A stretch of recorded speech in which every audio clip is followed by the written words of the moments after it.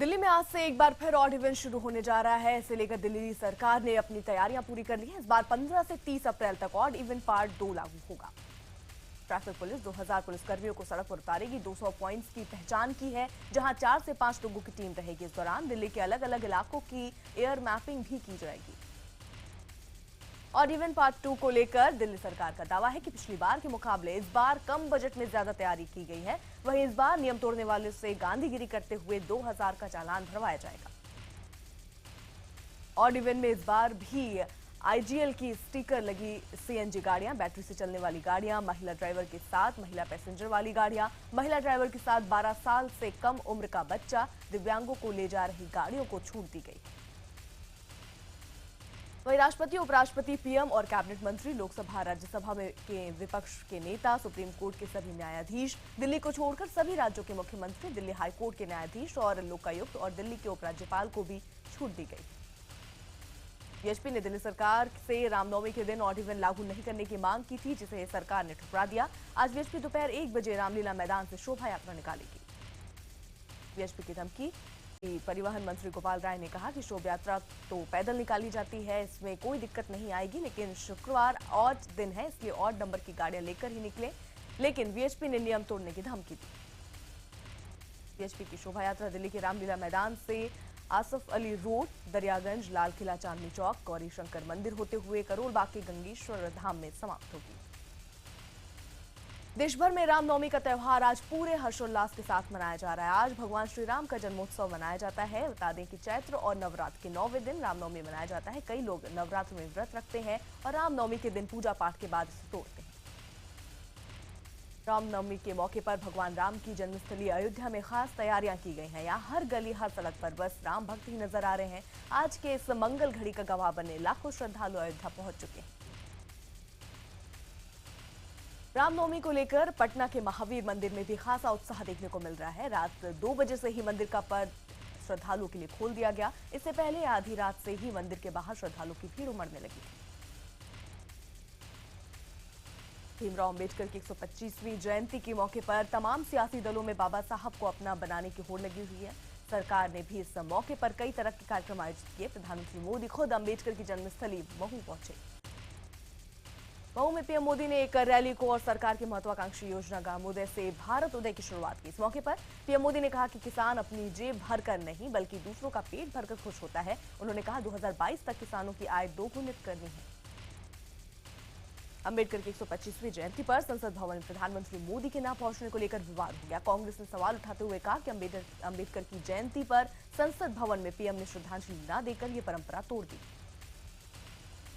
कांग्रेस के हमले पर बीजेपी ने कहा कि पिछले साल प्रधानमंत्री मोदी इस कार्यक्रम में पहुंचे थे, लेकिन इस बार मुंबई में एक जरूरी कार्यक्रम की वजह से वो नहीं पहुंच सके। सीएम केजरीवाल ने पीएम मोदी पर हमला किया और कहा कि मूर्ति पर माला पहनाने से बाबा साहब के सपने पूरे नहीं होंगे। अंबेडकर की जयंती के मौके पर बीएसपी सुप्रीमो मायावती ने कांग्रेस और बीजेपी पर हमला बोलते हुए कहा कि दोनों पार्टियां बाबा साहेब के नाम पर सिर्फ दिखावा कर रही हैं। मायावती ने रोहित वेमुला की तुलना अंबेडकर से करने पर राहुल गांधी की भी जमकर खिंचाई की।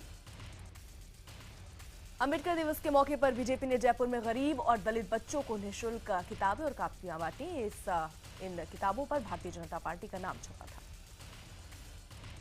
दिल्ली में एक बस में लावारिस बैग से धमकी भरी चिट्ठी मिलने के बाद जेएनयू में देश विरोधी नारे लगाने के आरोपी छात्र संघ अध्यक्ष कन्हैया कुमार और उमर खालिद की सुरक्षा बढ़ा दी गई। दिल्ली पुलिस ने इस लावारिस बैग से एक देसी पिस्टल, 4 जिंदा कारतूस भी बरामद किए हैं। गौरतलब है कि रूट नंबर 605 पर चलने वाली ये बस रोज 1 बजे जेएनयू कैंपस जाती है। जानकारी के मुताबिक बस के ड्राइवर ने दिल्ली पुलिस को बस में लावारिस बैग होने की सूचना दी। बैग से बरामद चिट्ठी में कन्हैया कुमार और उमर खालिद का सर कलम करने वाली बात थी, जिस ये कहा गया था कि जो भी सर कलम करेगा उसे इनाम दिया जाएगा। पुलिस ने आर्म्स एक्ट के तहत मामला दर्ज किया। अंबेडकर जयंती के मौके पर नागपुर पहुंचे जेएनयू प्रेसिडेंट कन्हैया कुमार को आज जबरदस्त विरोध का सामना करना पड़ा। जिस कार्यक्रम में कन्हैया भाषण देने पहुंचे, वहां उन पर चप्पल फेंकी गई, जिसके बाद वहां जमकर हंगामा हो गया।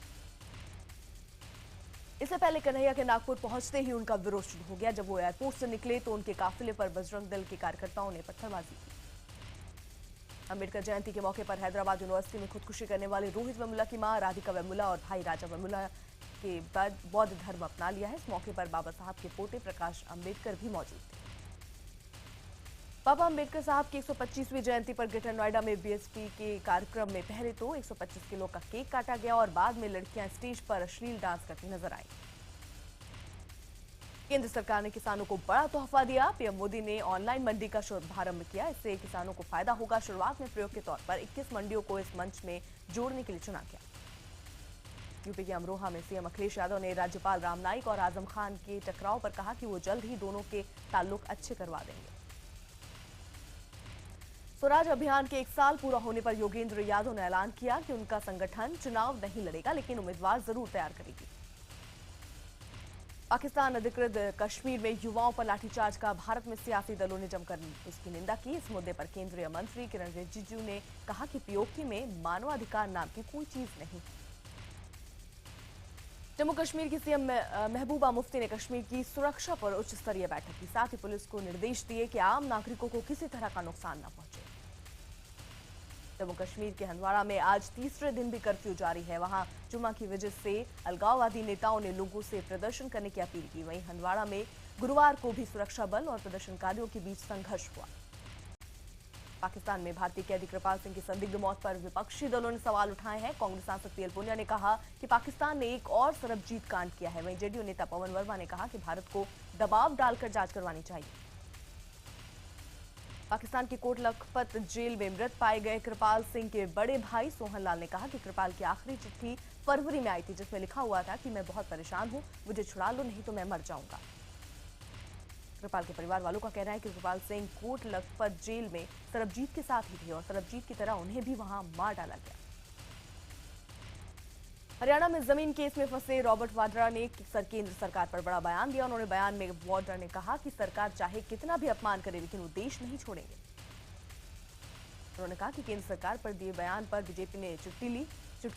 बीजेपी नेता श्रीकांत शर्मा ने कहा कि वो अपने ही परिवार से तंग है और उनका दर्द सरकार से नहीं, उनके ससुराल पक्ष से है।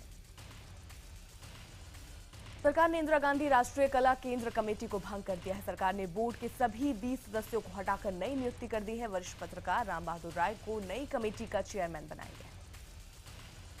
आरजेडी उपाध्यक्ष रघुवंश प्रसाद सिंह ने नीतीश कुमार पर हमला करते हुए कहा कि शराबबंदी का एजेंडा आरजेडी का था, लेकिन मुख्यमंत्री नीतीश कुमार इसकी झूठी वाहवाही बटोरने में लगे। गुजरात के अहमदाबाद में अभिनेता नाना पाटेकर ने खुदकुशी करने वाले 111 किसानों की विधवा पत्नियों को 15-15 हजार रुपए की मदद दी। अभिनेता नाना पाटेकर ने बिहार और गुजरात की तरह महाराष्ट्र में भी शराब पर प्रतिबंध लगाए जाने की मांग की। महाराष्ट्र के नांदेड़ से शिवसेना विधायक हेमंत पाटिल ने मुंबई से नांदेड़ जाने वाली देवगिरी एक्सप्रेस को 1 घंटे तक मुंबई के सीएसटी रेलवे स्टेशन पर रोक कर रखा। इसके लिए 7 बार चेन खींची गई। पाटिल का आरोप है कि ट्रेन के अंदर काफी ज्यादा गंदगी थी और कोच के अंदर चूहे घूम रहे थे। वहीं रेलवे अधिकारी का कहना है कि नेताजी साइड बर्थ मिलने से नाराज थे। हरियाणा के झज्जर के जाबाज मेजर अमित देसवाल का पार्थिव शरीर आज उनके पैतृक घर लाया जाएगा। मेजर अमित बुधवार को मणिपुर के उग्रवादियों के मुकाबले करते हुए वो शहीद हुए थे।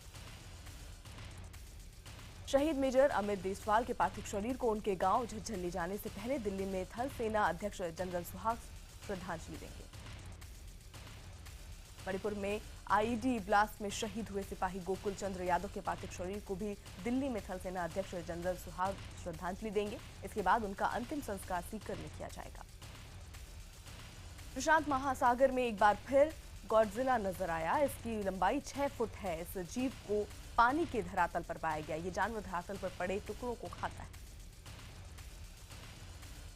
मुजफ्फरनगर में शामली रोड पर बेकाबू ट्रक ने मारुति 800 कार में टक्कर मार दी। टक्कर इतनी जोरदार थी कि कार के परखच्चे उड़ गए और कार में सवार 2 महिला समेत 4 लोगों की मौत हो गई। बिहार के छपरा में मिट्टी धंसने से दबकर 2 किशोरियों की मौत हो गई। हादसे में घायल 2 किशोरियां सदर अस्पताल में हैं, जहां उनकी हालत गंभीर है।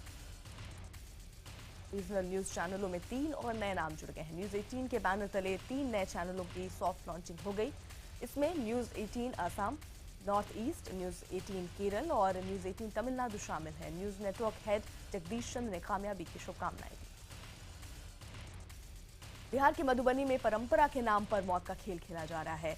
जोशीतल नामक इस उत्सव में 50 गांवों के बीच पत्थर, लाठी और भाले की लड़ाई होती है। इस लड़ाई में कभी कभी लोगों की मौत भी हो जाती है। मुंबई लोकल ट्रेन में जानलेवा स्टंट का मामला सामने आया। रेलवे सुरक्षा सामाजिक कार्यकर्ता के बनाए नए कई वीडियो ने सबको हैरान कर दिया। वीडियो में ट्रेन के ऊपर चढ़कर कई युवक छेड़खानी करते दिख रहे। उत्तर प्रदेश के पीलीभीत में एक 12 एकड़ खेती में खड़ी गेहूं की फसल में अचानक आग लग गई। भीषण आग के चलते गेहूं की पूरी फसल राख में तब्दील हो गई। किसानों का आरोप है कि जानकारी के बावजूद दमकल कर्मी देर से पहुंचे। उत्तर प्रदेश के लखीमपुर खीरी जिले के अलवापुर गांव में भीषण आग लग गई। आग के चलते गांव के 50 से ज्यादा घर जलकर खाक हो गए। इस हादसे में एक 15 साल की लड़की की झुलसने से मौत हो गई। अलवापुर गांव में भीषण आग के चलते लाखों रुपए का नुकसान हो गया। ग्रामीणों का आरोप है कि आग पर काबू पाने में दमकल विभाग असफल रहा। लखीमपुर खीरी जिले में आग के चलते 15 दिनों में अब तक 6 लोगों की मौत हो चुकी है। यूपी के मेरठ के खुशहाल नगर इलाके में एक टायर गोदाम में भीषण आग लगी। गोदाम में आग लगने से 3 लोग गंभीर रूप से घायल हो गए, जिसमें एक शख्स की मौत भी हुई। आग की सूचना मिलने के बाद दमकल विभाग की 3 गाड़ियां मुश्किल से आग पर काबू पा पाई। हरियाणा के जुलाना में अनाज मंडी के दौरे पर गए जिला उपायुक्त की नजर आग में जलते एक खेत में पड़ गई। आनंद फानंद में उपायुक्त ने अपनी गाड़ी रुकवाई और अपने सहयोगी के साथ आग बुझाने में जुट गए। यूपी के देवरिया में बढ़ती गर्मी के भीषण प्रकोप से जानवर अछूते नहीं है। शादी समारोह की शोभा बढ़ाने जा रही गौरी नाम की एक हथनी की भीषण गर्मी के चलते मौत हो गई। आगरा के फतेहपुर सीकरी थाना परिसर में देर रात कई घंटे अंधविश्वास का खेल पुलिस की मौजूदगी में चलता रहा, जिसे देखने के लिए थाने में लोगों का हुजूम लगा रहा। तमिल न्यू ईयर के चलते कोयम्बटूर के कट्टूर में एक मंदिर को करोड़ों रुपए के नोट और हीरे जवाहरात से सजाया गया। इस मंदिर को देखने के लिए दूर दूर से लोग वहां पहुंचे। भारतीय सुरक्षा बल के जवानों ने पंजाब के फिरोजपुर शहर से 30 किलोग्राम हेरोइन के साथ युवक को हिरासत में लिया। यूपी के धौला कुआं में गुरुवार रात एक मोटरसाइकिल एक्सीडेंट में 3 लोगों की मौत हो गई। अज्ञात वाहन ने मोटरसाइकिल को टक्कर मारी। पुणे मॉडल रेप मामले में पीड़ित मॉडल आज दिल्ली पुलिस के साथ झेलम एक्सप्रेस से दोपहर 3 बजे तक पुणे पहुंचेगी। दिल्ली के अशोक विहार में बस ड्राइवर के बार बार पीछे से हॉर्न बजाने के कारण ऑटो ड्राइवर ने ऑटो की चाबी लेकर बस ड्राइवर की आंख में दे मारी। बस ड्राइवर की आंख में काफी चोटें आई हैं। ऑटो ड्राइवर को पुलिस ने हिरासत में लिया। यूपी के भदोही में पुलिस ने एक शव का दाह संस्कार करने का दावा किया है, लेकिन मृतक के परिजनों ने उस शव को गंगा में तैरता देखा। इस मामले में एसपी ने 2 पुलिसकर्मियों को निलंबित कर दिया। यूपी के सीतापुर में प्रेम प्रसंग के चलते दिन दहाड़े एक युवक की गोली मारकर हत्या कर दी गई। मृतक के परिजनों ने लड़की के भाई के खिलाफ हत्या का केस दर्ज कराया। फरीदाबाद में पीएनबी बैंक में के एक कर्मचारी ने बैंक में पैसा जमा कराने आए एक ग्राहक के 58,000 रुपए पर हाथ साफ कर दिया। चोरी की पूरी घटना सीसीटीवी कैमरे में कैद। वाराणसी में महावीर मंदिर के पास बदमाशों ने एक शिक्षक की निर्मम तरीके से हत्या कर दी। बदमाशों ने बेहद भीड़भाड़ वाले इलाके में मृतक के शरीर में आधा दर्जन गोलियां दाग दी। घायल शिक्षक को अस्पताल ले जाया गया, जहां डॉक्टरों ने उसे मृत घोषित कर दिया। बताया जा रहा है कि शिक्षक जमीन की खरीद फरोख्त के धंधे से भी जुड़ा था। नोएडा के सेक्टर 49 में एक युवक का शव पेड़ पर लटका हुआ मिला। युवक की शिनाख्त हो गई है। 22 साल के इस युवक का नाम सोनू है और वो ग्रेटर नोएडा के एक गांव का रहने वाला है। यूपी के झांसी में पूर्व मंत्री और बीजेपी के कद्दावर नेता रविंद्र शुक्ल पर कुछ लोगों ने तेजाब से हमला कर दिया। घटना के पीछे जमीनी विवाद बताया जा रहा है। घटना में पूर्व मंत्री रविंद्र शुक्ल और उनका गनर समेत 5 लोग झुलस गए हैं। घटना के बाद बीजेपी नेताओं और कार्यकर्ताओं ने शहर कोतवाली में पहुंचकर जमकर नारेबाजी की। यूपी के लखीमपुर खीरी में बाइक चोरी करने के आरोप में लोगों ने 2 चोर को मौके से पकड़ा और फिर भीड़ ने आरोपियों की जमकर पिटाई कर दी और उनके कपड़े भी फाड़ डाले। एलजी ने अपने स्मार्टफोन के सीरीज के 2 नए स्मार्टफोन K7 और K10 लॉन्च किए हैं। कंपनी ने K7 की कीमत 9,500 रुपए और K10 की कीमत 13,500 रुपए रखी। फेसबुक ने अपना एक नया मैसेंजर ऐप चैटबॉट्स लॉन्च किया है। इसके जरिए यूजर सीधे ई-कॉमर्स जैसी कंपनी से जुड़ पाएंगे।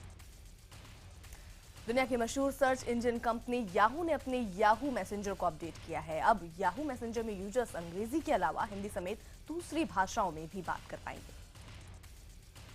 नेक्स्टबिट ने अपना स्मार्टफोन रॉबिन लॉन्च कर दिया है। ये फोन अप्रैल के अंत तक भारतीय बाजार में बिकने लगेगा। फिल्म सरबजीत का ट्रेलर रिलीज। फिल्म 20 मई को रिलीज होगी। फिल्म में अभिनेता रणदीप हुड्डा, अभिनेत्री ऐश्वर्या राय लीड रोल में है। फिल्म सरबजीत पाकिस्तान की जेल में बंद रहे कैदी सरबजीत पूर्व क्रिकेटर सचिन तेंदुलकर पर बन रही film Sachin a billion dreams का टीजर रिलीज हो गया। अपनी जिंदगी पर बन रही फिल्म के टीजर रिलीज होने पर सचिन तेंदुलकर ने कहा कि क्रिकेट खेलने से अधिक चुनौतीपूर्ण अभिनय करना है। अभिनेता शाहरुख खान की फिल्म फैन आज सिनेमाघरों में आ रही है। ये फिल्म भारत में 3500 से ज्यादा स्क्रीन पर रिलीज होगी। मनोज बाजपेयी की फिल्म ट्रैफिक का ट्रेलर रिलीज हो गया। फिल्म में उनके साथ जिमी शेरगिल, दिव्या दत्ता, सचिन लीड रोल में है। अभिनेत्री अनुष्का शर्मा अपने आने वाली फिल्म फिल्लौरी में भूत का किरदार निभाती नजर आएगी। पिछले हफ्ते भारत में रिलीज हुई फिल्म द जंगल बुक शानदार कारोबार कर रही है। फिल्म अब तक 63 करोड़ 11 लाख रुपए का कारोबार कर चुकी है। जापान के चिड़ियाघर से एक चिंपैंजी भाग गया और बिजली के खंभे पर चढ़ गया। आखिरकार 2 घंटे की मेहनत के बाद उसे दोबारा पकड़ा जा सका। चीन के शंघाई में 2 पुलिस वालों ने सड़क पर कराई एक गर्भवती महिला की डिलीवरी। दरअसल महिला को सड़क पर अचानक दर्द शुरू हो गया और वो वहीं गिर गई, जिसके बाद पुलिस वालों ने घेरा बनाकर डिलीवरी कराई।